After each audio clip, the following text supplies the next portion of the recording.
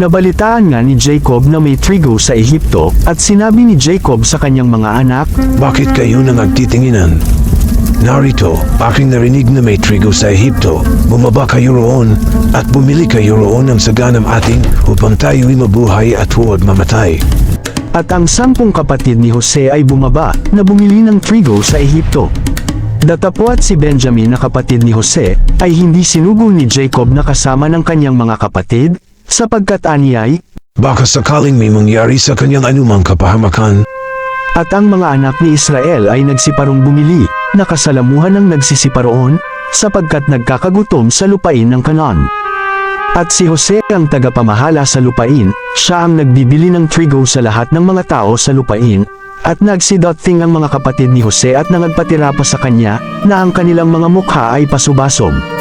At nakita ni Jose ang kanyang mga kapatid, at kanyang nangkikilala, datapwat siya'y nagkunwaring iba sa kanila, at sila'y kinausap niya ng magilas, at sinabi sa kanila, Saan kayo nagsipanggaling?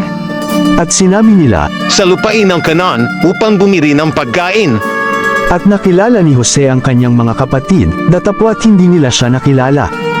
At nalaala ni Jose ang mga panaginip na kanyang napanaginip, tungkol sa kanila, at sa kanila'y sinabi, Kayo'y manatiktik, upang tingnan ninyo ang kahubaran ng lupain kaya kayo naparito.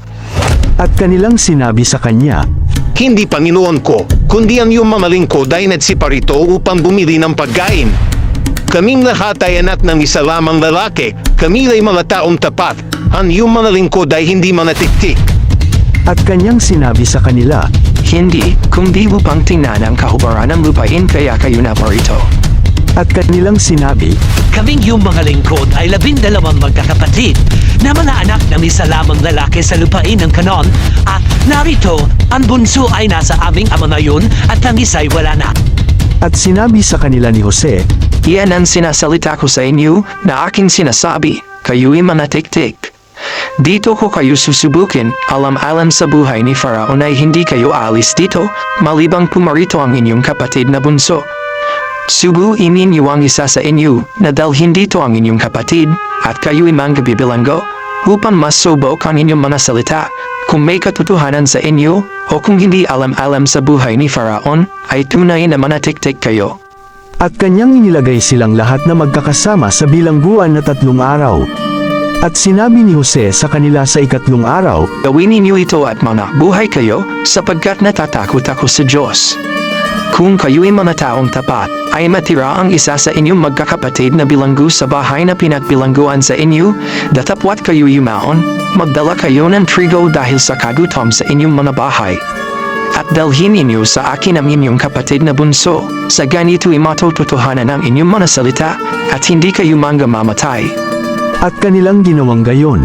At sila'y nagsabi-sabihan, Katotohanang tayo ay sala rin tungkol sa ating kapatid, sapagkat nakita natin ang kahapisan ng kanyang kaluluwa na namamanhik sa atin at hindi natin siya dinginig, kaya't dumarating sa atin ang kahapisan ito.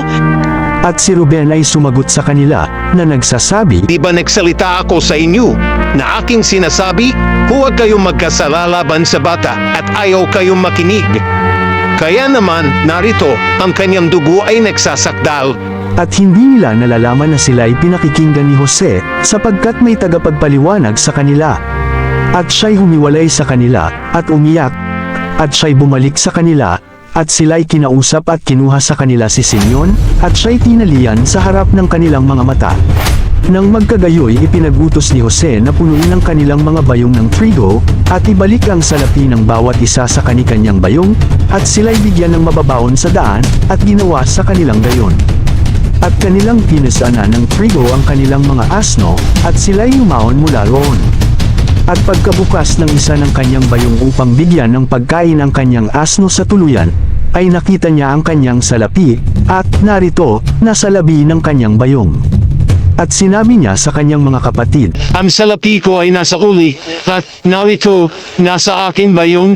at kumutob ang kanilang puso, at nangagdilinan na nanganganginig, na nagsisabihan, Ano itong ginawa ng Diyos sa atin? at sila'y dumating kay Jacob na kanilang ama sa lupain ng Canaan, at isinaysay nila sa kanya ang lahat na nangyari sa kanila, na sinasabi, Ang lalaking Panginoon sa lupain niyaon ay kinausap kami na magilas, at kinari kami mga tiktik sa lupain. At aming sinabi sa kanya, kami ay mga taong tapat, hindi kami mga tiktik. Kami ay 12 magkakapatid na mga anak ng aming ama. Ang isa'y wala na at ang bunso ay nasa aming ama na yun sa lupain ng Kanan. At sinabi sa amin ng lalaking Yahon ng Panginoon sa lupain, dito ko makikilala na kayo'y mga taong tapat. Mag-iwan kayo sa akin ng isa sa inyong magkakapatid, at magsipagdala kayo ng trigo dahil sa kagutom sa inyong mga bahay, at kayo'y yumahon. At dalhin ninyo rito sa akin ang inyong kapatid na bunso, kung gayo'y makikilala ko, na kayo'y hindi manatiktik, kundi kayo'y mga taong tapat. Sa ganito isa sa uli ko sa inyo ang inyong kapatid at kayo'y mga malakal sa lupain. At nangyari sa pag-alis ng laman ng kanilang mga bayong, na, narito, sa bayong ng bawat isa ay nakalagay ang balot ng kani-kanyang salapi, at nang makita nila at ng kanilang ama ang kanilang mga balot ng salapi, ay nanggatakot. At sinabi sa kanila ng kanilang amang si Jacob, Hinalis na ninyo sa akin ang aking mga anak.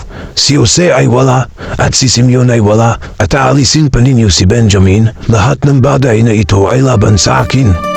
at nagsalita si Ruben sa kanyang ama, na sinasabi, Ipapatay mo ang aking 2 anak kung siya'y hindi ko dalhin sa iyo, ibigay mo sa aking kamay, at siya'y aking ibabalik sa iyo. at kanyang sinabi, Hindi ayaw ng aking anak na kasama ninyo, sapagkat ang kanyang kapatid ay patay na, at siya lamang ang natitira. Kung mangyari sa kanya ang anumang kapahamakan sa daan na inyong paruroonan, ay pabababain na ninyo ang aking mga uban sa siyo na may kapandawan.